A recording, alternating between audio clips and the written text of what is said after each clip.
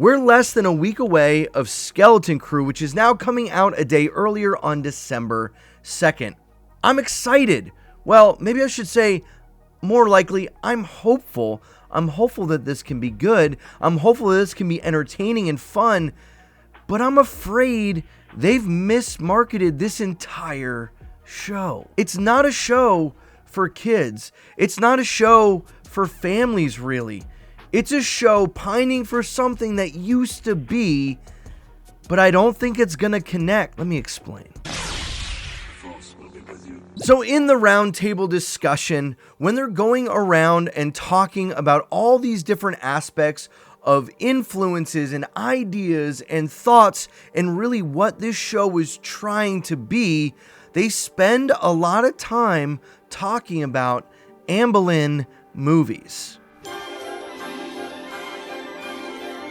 Movies like E.T., Goonies, Back to the Future, Hook, Jurassic Park, all of these movies brought with them some kind of sense of adventure, of a journey, a hero's journey even, that kids would want to aspire to go on, that they would go in the backyard and play these games and envision themselves being swept away into this grand journey. And if you're anything like me and you grew up in the 80s and the 90s, that's exactly what you did. We spent time building tree forts, doing all kinds of crazy things, walking everywhere with our friends and imagining what could be. As a kid, I grew up in Colorado in the middle of nowhere, and we just go for walks out in these like fields with nothing around, and you're just hoping that you go on a kind of Amblin adventure. That's just what we grew up with, and that's the kind of adventure that we were always looking for as kids. Yeah. The Amblin reference is so a part of us because we were raised in that world. There's that sense of wanting to go on an adventure as a kid, but I think anyone can remember that moment, like when you're a kid and you sort of expect that like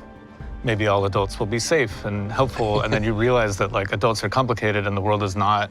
And that's even in Goonies, you know, it's this like realization that adults don't always have your best interest at heart or want to do things. I just thought there was something really, really resonant about that. And there's a really interesting tonal balance. Like the thing that made those Amblin movies have that spirit was something that Kathy Kennedy would talk about. She would say they were grown-up films that just happened to star kids.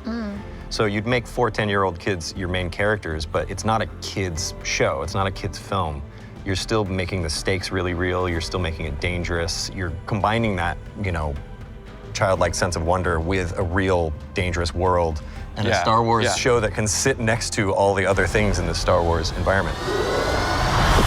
And I hope he's right. I hope this is a Star Wars show that can sit next to all the other shows and movies in a Star Wars environment. But my fear is the way this has been talked about, the way this has been hyped up or really not marketed that much at all, which I also just found out another teaser trailer dropped yesterday. We're going to look at that at the end. But before we get to that, just this idea that kids are wanting to go on this adventure, I don't think kids today are nearly as adventurous or even necessarily as imaginative playing outside in the elements the way that many of us were. A lot of things have changed since the 80s and 90s, and really a big part of that is a different culture for kids today. But a lot of the conversation has been like, this is a kids show. This is a kind of a show for kids and adults. And it's kind of at least been talked about that way, or at least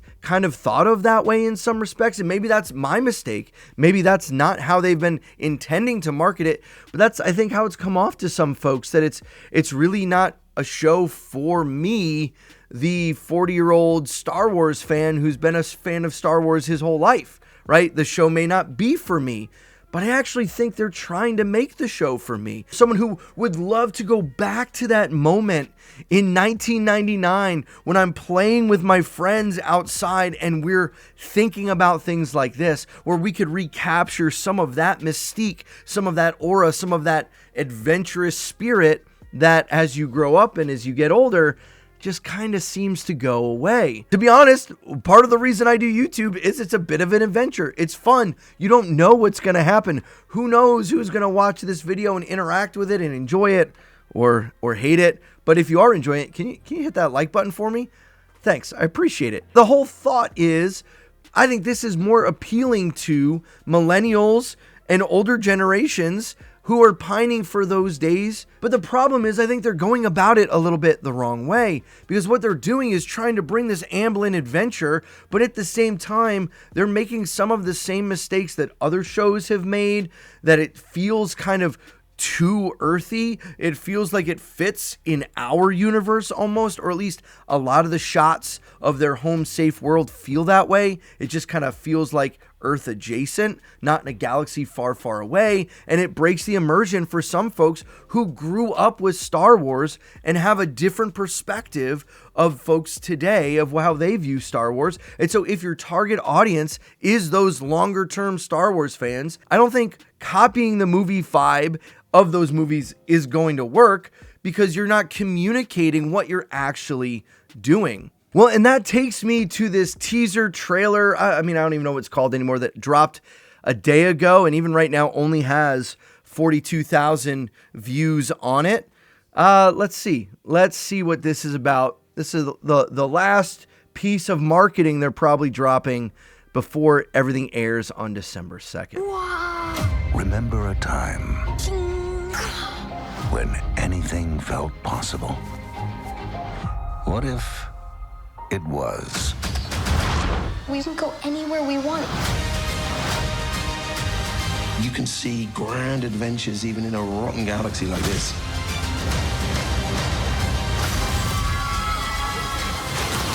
Come on! Skeleton Crew, streaming December 2nd, only on Disney+. You could see how this fits right back into the conversation that they were having earlier. But this isn't how Skeleton Crew has been talked about. That when remember a time when anything was possible. It's almost as if this should have been the first teaser trailer. I think this captures what the directors were saying. Now, I will say, I'm actually more hopeful for this show than I was maybe a month ago, because when I see the directors talking at the roundtable, the camaraderie they have, the history that they have, the connections that they have, and the way that they approach writing Star Wars is really interesting. And I think it could work really well. The problem, though, I don't think anyone's going to watch this, because no one's really been told what it is. What is it really? Well, it's a show to kind of capture some of the mystique and the magic that we had in our childhood.